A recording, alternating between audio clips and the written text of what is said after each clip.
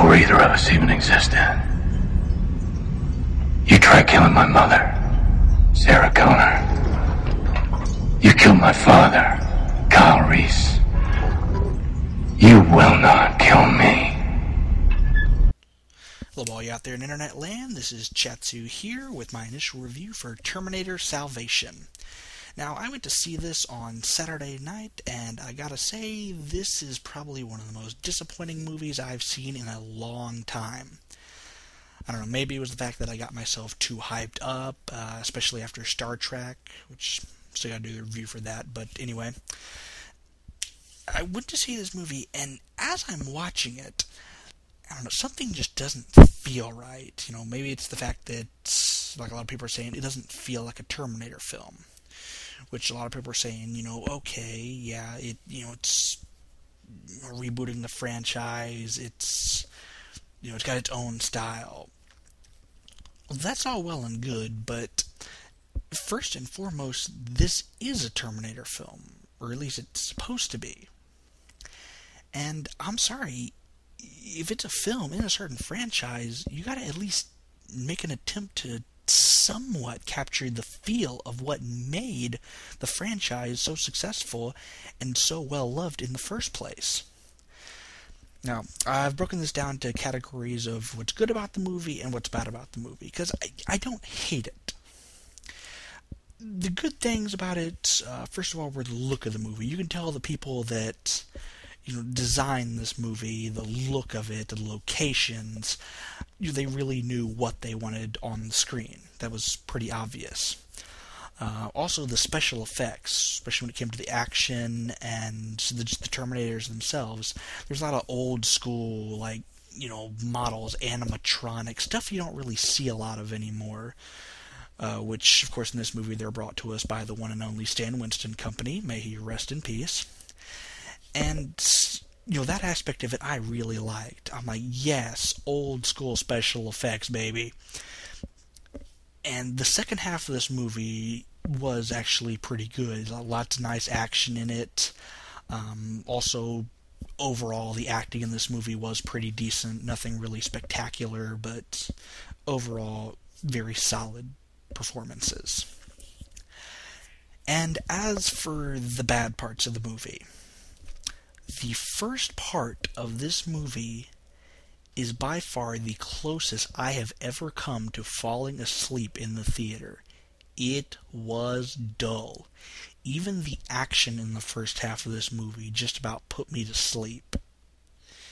Not necessarily the fact that it was bad, just not that interesting. And also, I know I said I really did like the second half, but I will say the very end of the movie, the way they wrapped it up, really did leave more to be desired. And also, while the acting was pretty solid, the characters themselves were pretty bland. Especially, and this actually surprised me, the character of John Connor himself, Christian Bale. It was very one note, and he also started to go off onto that, kind of raspy Batman voice, which annoyed a lot of people, which I'm surprised a lot of people talk about when they do reviews of this movie.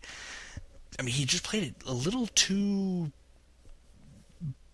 blandly, a little too, one-dimensional. I mean, I would really like to have seen a lot more emotion coming from him, except for just, anger or depression.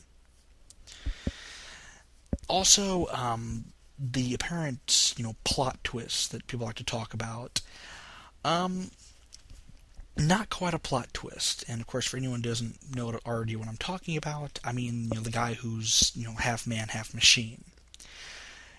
I just can't understand why people are calling that a plot twist when they practically come right out and say it in the trailer. They show you the guy with, half his face gone and, the cybernetic face underneath. Not to mention, they pretty much come right out and tell you what's going to happen to his character right in the opening of the movie. So there really was no surprise there. I mean, I wish there would have been a surprise. That would have been a really nice twist that actually would have made me enjoy the movie a lot more. But unfortunately, it really didn't happen. And of course, it brings me to the semi-Arnold Schwarzenegger cameo, which of course I'm not spoiling anything because pretty much everyone already knows about that already, though I'm not going to say exactly what happens, but I will say that his appearance does cue the Terminator theme, the original theme, which it's pretty much the only time it's heard throughout the entire movie. And was I the only one that noticed that the Terminator theme felt out of place in a Terminator movie? I don't know, there's something weird about that to me. But, overall, not a terrible film, but not something I would really recommend, paying money to see it in the theater. I'd say, rent it. Of course, me myself being a collector, of course, I'm going to buy it, but that's just me. But as far as a rating, as I'm now doing a rating on a scale of 10, it breaks my heart, but I would really have to give this movie 6.5 stars. Now, when it comes out on DVD, I'm probably going to make a second review as far as the DVD, maybe go into a little bit more points as to,